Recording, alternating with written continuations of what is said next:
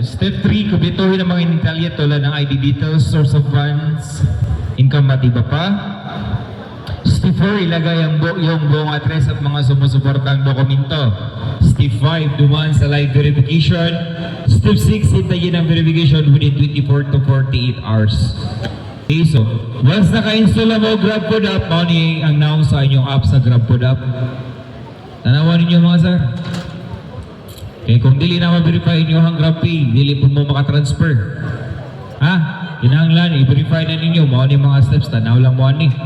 Kaya kung dili na ma-verify, dili na ma-link ang inyong GrabPay sa inyong Grab driver app. Okay? So, sa inyong GrabFood app, makikita mo nag-payment. Pinuto ng payment, ikaw man, pinutaan ka ng color blue. And ako mag-pundit na ng color blue, verify now.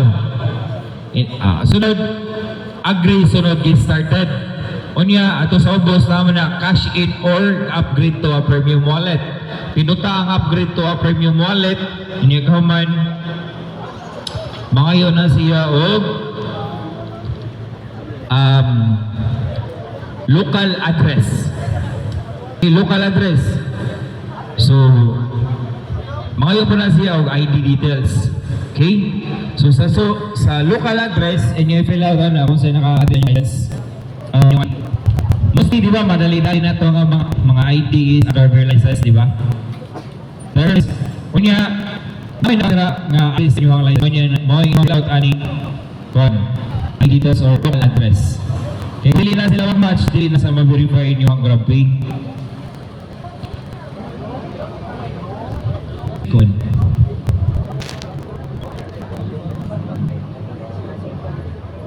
And ikaw man, makayaw mo ng source of fund, pitduta lang ang address niya, specific ninyo ang mubit.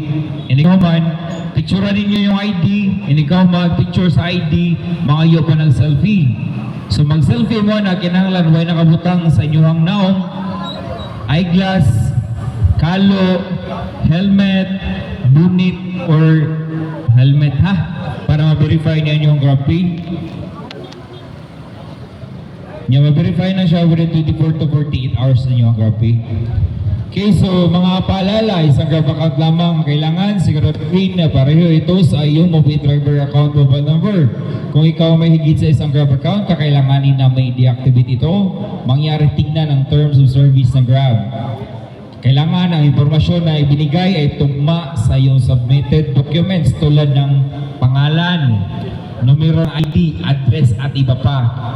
Siguraduhin na SNOVT na proof of identity and proof of address ay tanggap ng Grab. Ang mga dokumentong SNOVT ay dapat na valid at hindi ba expired para sa proof of address ay hindi dapat mas matanda sa 12 buwan. Siguraduhin nakikita yung bungka at nakatingin so pag kinuha ang selfie para sa live verification. Ha? So, kinahanglan inyong pangalan o inyong address, same ra inyong i-fill out sa local address. Unya, asa ang number sa inyong ID. Unya, kinsa may naanay GrabPay diri daan sa una. Naana may GrabPay? Kadto na kagig, Grab car, Grab taxi. Naay nakatry ninyo diri? Wala? So, okay, so padayon ta.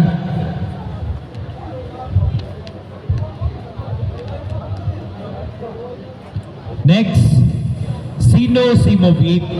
Sino si puta? Check 1, 2. Hey, sound check. Check 1, 2. Sino si Mobit? Ito ay isang legal na may permit para mag-operate bilang mototaxi. Itong mode of transportation kung saan ang rider at pasahero ay laging nakatitiyak na laging safe at insured. Ito rin ay may kakayahang tumanggap ng booking sa pamamagitan ng online at hailing. Hailing kahit walang Mobit app ang pasahero, ikaw bilang rider ay pwede mo siyang i-book gamit ang iyong rider. So, kita diri sa movie,